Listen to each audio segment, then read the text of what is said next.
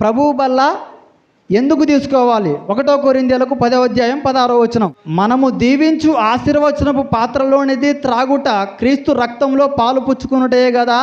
మనము విరుచు రొట్టె తినుట క్రీస్తు శరీరంలో పాలు పుచ్చుకున్నటే కదా. ఎందుకు తీసుకోవాలి అని అంటే ప్రభువులోకి పాలు పొందుతున్నాం.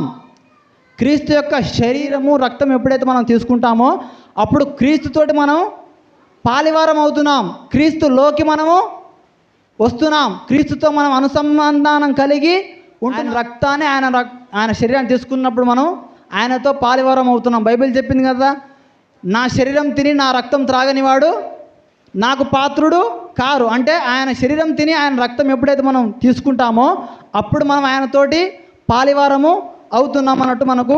క్రీస్తులో పాలు పొందినటువంటి మనమందరం, అంటే ఒక్క రొట్టెలో పాలు పొందినటువంటి మనమందరము ఒక్కటే.